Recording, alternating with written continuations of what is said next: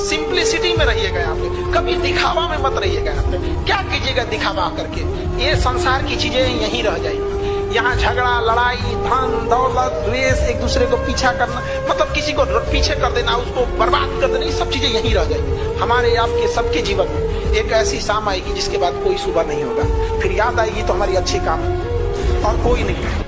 जीवन में एक चीज हमेशा याद रखना, सब लोग गांठ बांध के, जितना आपके चाहने वाले हैं उससे 4 गुना आपको गिराने वाले होंगे। ये हमेशा जीवन में याद रखना।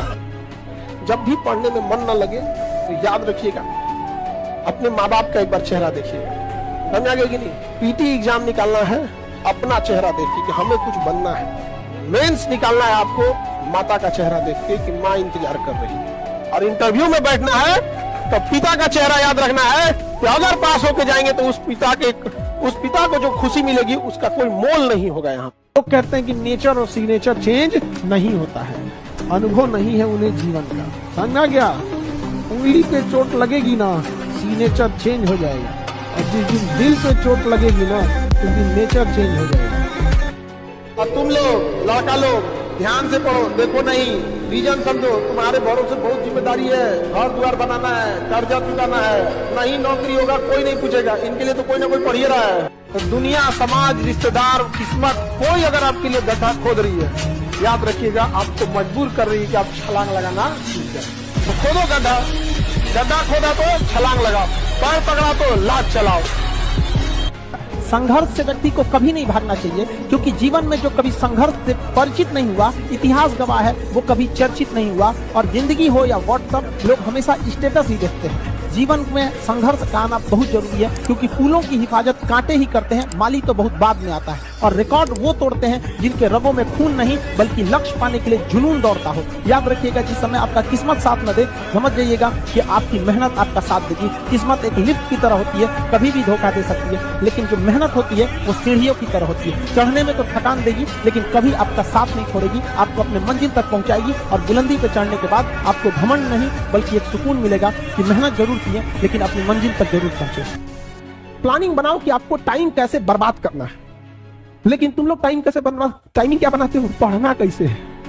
अगर मछली ये टाइम टेबल बनाए कि उसे तैरना कैसे है, तब तो हो गया मछली का कल्याण।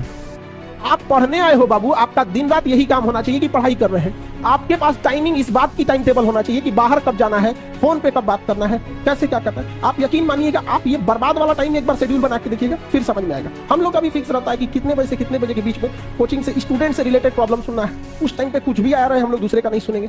फिर स्टूडेंट को छोड़ के ऑर्गेनाइजेशन लेवल पे कौन सा प्रॉब्लम सुनना है, उसकी अलग टाइम स्लॉट है। तो आप ये चीजों को जरूर कीजिएगा। बाकी खाली टाइम जब भी मिले तो पढ़ने पे यूटिलाइज। दुनिया में 2 चीज बहुत भारी होती है, एक बाप के कंधे पर बेटे की अर्थी, और दूसरा बस्ता उठाने की उम्र में जब घर की जिम्मेदारियां उठानी पड़ती है, तो उससे भारी दुनिया में कुछ नहीं होता है। तो 2 चीज बहुत मुश्किल होता है। रास्ते में कठिनाई नहीं आ रही है तो आप साधारण व्यक्ति हैं। अगर आपकी जिंदगी में तकलीफ आ रही है, कठिनाई आ रही है, आप समझिए कि आप उस पत्थर से बनाए गए हैं जो भविष्य में मूर्त बनती है, क्योंकि सारे पत्थर को तराश के मूर्त नहीं बनाया जाता। तो जितने लड़के हैं या लड़कियां हैं, अगर लाइफ में मुसीबत आ रही है ना, तो अपने आप को एक बार अकेले में जाके ना कि हम उन पत्थर में से जो भविष्य में मूर्त जरूर बने। आपको संघर्ष करना पड़ेगा। और आजकल की यंग जनरेशन में ना ये चीज की कमी होती है, थोड़े से में टूटने लगे। ऐसा नहीं हो सकता। आप कभी किसी चीज से घबराइएगा नहीं।